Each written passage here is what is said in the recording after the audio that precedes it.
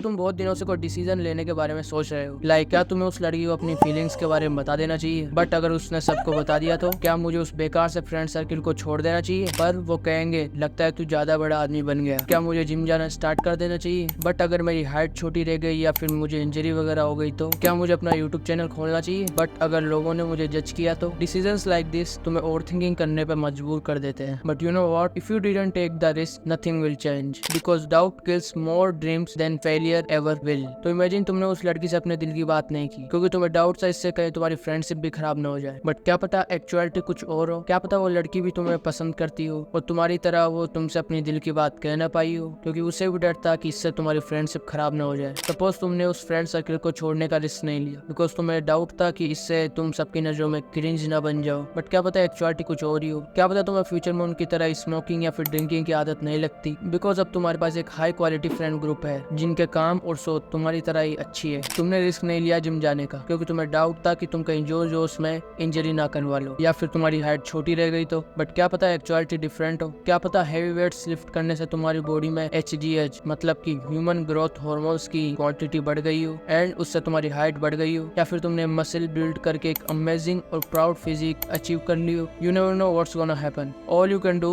Is just think, and thinking करते करते वो कब ओवर थिंकिंग में बदल जाए एंड तुम कब गलत डिसीजन ले लो और तुम कितना कुछ मिस आउट कर दोगे, कितना कुछ तुम पा सकते थे पर वो तुम खो दोगे। This is very important topic and video of this channel, so watch the full video without skipping it. Let me tell you my story. तो ये बात है आज से ऑलमोस्ट 3 साल पहले की, जब मैं 16 साल का था। तो उस टाइम के अराउंड मुझे एक नई चीज के बारे में पता लगा या फिर मैं बोलूँ एक नए एडिक्शन के बारे में पता लगा था, और वो है एनीमे। उस टाइम के अराउंड मैंने एनीमे देखना स्टार्ट किया था, और अगर तुमने कभी एनीमे देखा है तो तुम्हें पता होगा कि कितना ज्यादा एडिक्टेड है। Anime literally movie and series से भी बहुत ज्यादा एडिक्टेड चीज है। आई रिमेम्बर कि मैं और मेरा एक फ्रेंड है जो कि एक दूसरे से कंपटीशन लगाते थे कि कौन एक दिन में ज्यादा एनीमे देख सकता है। एनीमे में एपिसोड लगभग 25 मिनट के होते हैं और मैं उस टाइम के अराउंड लगभग 20 से 25 एपिसोड पर डे देखता था। और अगर अब तुम इस 20 से 25 एपिसोड को घंटों में अगर कन्वर्ट करके देखोगे तो वो होगा ऑलमोस्ट 9 से 10 घंटे। मतलब कि मेरे दिन के 24 घंटे में से 9 से 10 घंटे केवल एनीमे देखने में जाते थे। मैं तुम्हें बता रहा हूँ बस ये तुम्हें आइडिया देने के लिए कि मैं एनीमे से कितना ज्यादा एडिक्टेड था। Now let's talk about main point. Almost हर उस एनीमे फैन की एक इच्छा होती है कि उसके पास एनीमे का कोई ना कोई एक सामान तो, उसी में से एक चीज है anime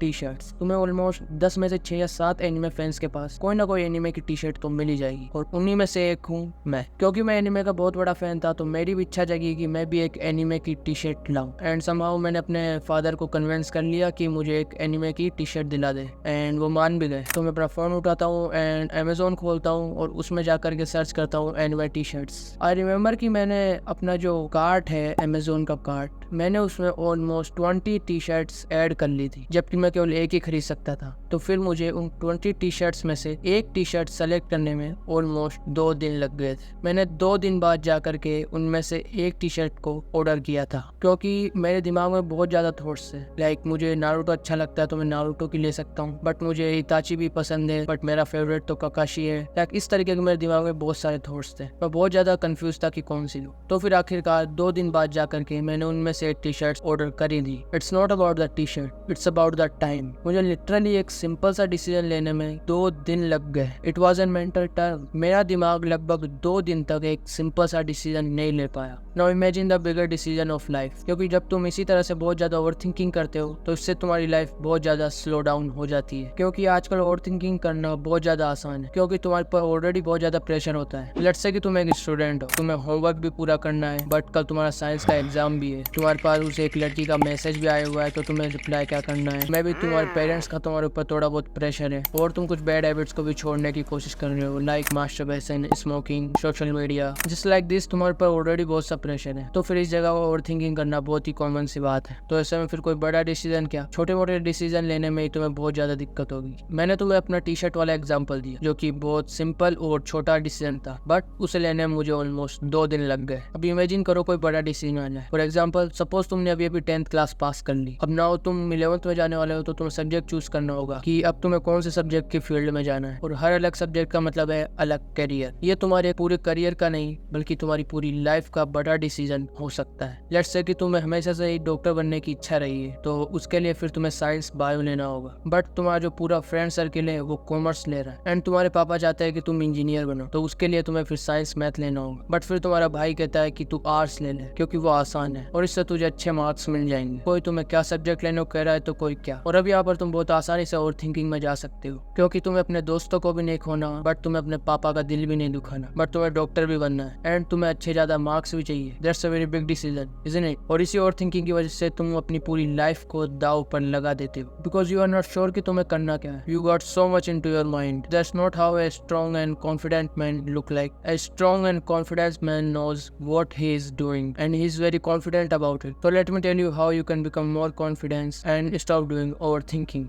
And it's just do it. All you need to do is start believing in yourself and do it. Because अगर तुम खुद पर भरोसा नहीं करोगे तो कोई और क्यों भला तुम पे भरोसा करेगा। Let me explain. So there is two type of decision out there. First, important decisions. ये वो डिसीजंस होते हैं जो कि तुम्हारी पूरी लाइफ को बहुत ज्यादा इफेक्ट कर सकते हैं, like education, marriage, starting a new job, having children. ये ऐसे डिसीजंस है जिससे कि तुम्हारी पूरी लाइफ पर असर पड़ सकता है, तो ये बड़े डिसीजंस है। But there are other decisions too जो कि है इजी डिसीजंस, मतलब कि इनकी वजह से तुम्हारी लाइफ पर कुछ ज्यादा असर नहीं पड़ता। For example, texting a girl to go out with you, should you leave those friends, what to eat, what to dress, what to buy। ये सब स्मॉल या फिर कह लो इजी डिसीजंस है। एंड अगर इससे कुछ नेगेटिव होता भी है तो इससे तुम्हारी लाइफ पर कुछ ज्यादा असर नहीं पड़ेगा। जितना तुम्हें लगता है उतना खतरनाक तो कुछ भी नहीं होगा। अगर तुमने उस लड़की को प्रपोज कर भी दिया और उसने तुम्हें रिजेक्ट कर भी दिया तो क्या ही हो जाएगा। There are still so many girls out there, और वो खुद इस बात को कुछ महीनों में या ज्यादा साल भर में भूल जाएगी। But this is very important for you, because next time तुम्हें पता रहेगा कि तुमने क्या गलती करी। मे भी तुम्हारा फीलिंग्स बताने का तरीका गलत था या फिर तुम में कुछ कमी है, तो तुम उस कमी को सुधार सकते हो। मतलब कि इन शॉर्ट कहूँ तो यू कैन डू बेटर। तुम्हें पता होगा कि तुमने क्या गलती करी होगी, तो अगली बार तुम्हारा गोल रहेगा कि तुम वो गलती दोबारा ना करो। Bro, you just think too much. ये जितने भी इजी डिसीजन है इन पर आंख बंद करके एंड खुद पे भरोसा रखते हुए इन्हें कंप्लीट कर दो। जस्ट डू इट, बिकॉज ये जितने भी छोटे छोटे डिसीजन है तुम्हें इनका एक्सपीरियंस करना बहुत ज्यादा जरूरी है for the important decision. Because तुम इन छोटे मोटे डिसीजन से सीखने वाले हो। तुम सीखने वाले हो कि अगर कुछ गलत होता भी है तो इससे कुछ ज्यादा असर नहीं पड़ने वाला, या फिर अगर कुछ असर पड़ेगा भी तो तुम उसे इजीली हैंडल कर सकते हो। मतलब इतना बुरा नहीं होगा जितना तुम्हें लगता है, और अगर कुछ बुरा होता भी है तो तुम्हें पता लगेगा कि तुम स्टिल सिचुएशन को हैंडल कर सकते हो। You need to have the experience, otherwise तुम उन लोगों की गिनती में आ जाओगे जिनके लिए सब कहते हैं कि बड़ा तो हो गया पर दिमाग बच्चों वाला ही रह गया। ये स्मॉल डिसीजन से है जो कि तुमको बहुत कुछ सिखाने वाले हैं। Even if you failed because your decision was wrong, फिर भी तुम उस फेलियर से सीखने वाले हो। तुम सीख सकते हो कि तुम वो गलती वापस से फ्यूचर में दोबारा ना दोहराओ। एक कोट है जो कि मैंने बहुत पहले सुना था, and it's like who is winner? A winner was a failure who tried one more time. So if you want to win in your important decisions, then you need those small failures from easy decisions. The choice is yours, and I know कि it's easy to say these motivational stuff but hard to do it. So I'm gonna tell you two things to make it easier. अगर तुम ये दो चीज consistency से कर लोगे तो तुम्हें ये इजी डिसीजंस लेने में काफी ज्यादा हेल्प होगी। First is meditation. अगर तुम मेरी वीडियो पहले से देखते आ रहे हो तो तुम्हें पता होगा कि मैं तुम्हें मेडिटेशन करने के बारे में बहुत बार बोलता हूँ, बट ट्रस्ट मी, अगर तुम कंसिस्टेंसी से मेडिटेशन करते तो शायद आज तुम अभी इस वीडियो पर नहीं होते, क्योंकि तुम्हें इस वीडियो की फिर जरूरत नहीं होती। तुम ऑलरेडी इजी डिसीजंस आराम से ले रहे होते बिकॉज तुम्हें इसकी पावर का पता लग गया होता। जस्ट ट्रस्ट मी, मेडिटेशन बहुत ज्यादा पावरफुल चीज है। अगर मैं तुम्हें सीधे सीधे तरीके से बताऊं कि कितनी पावरफुल है, तो ऐसे समझ लो कि तुम्हारी 50% तक ओवर थिंकिंग इससे खत्म हो जाएगी। और अगर तुम्हें भरोसा नहीं होता तो तुम इसे बस 1-2 दिन ही खुद करके देख लो। मैं इसके बारे में कुछ ज्यादा नहीं बोलूंगा, क्योंकि अगर तुम चाहो तो इसकी फुल वीडियो देख सकते हो, जिसके लिंक तुम्हें डिस्क्रिप्शन में मिल जाएगी। Second thing what you can do is journaling. अगर सीधा सीधा बताऊं तो अगर तुम जर्नलिंग करोगे तो तुम्हारे दिमाग में मल्टीपल थॉट्स होने के बजाय केवल एक सिंगल पर्टिकुलर टॉपिक के ऊपर थॉट्स होंगी, and when you are gonna write about it तो तुम थोड़ा रिलैक्स फील करोगे, लाइक मानो तुम किसी से अपनी बात शेयर कर रहे हो। जस्ट लाइक मेडिटेशन, जब तक तुम इसे कंसिस्टेंसी से ट्राई नहीं करोगे तो कोई मतलब की बात नहीं। Do this two things to make taking decisions easy. तुम्हें इसकी भी डिटेल वीडियो डिस्क्रिप्शन में मिल जाएगी और तुम चाहो तो इसे देख सकते हो। और मैं बस ये कहना चाहूंगा कि बस एक बार मेरे ऊपर भरोसा करो और मैंने जो जो बताया इस वीडियो में उसे फॉलो करके देखो। Keep moving forward until you reach your destination.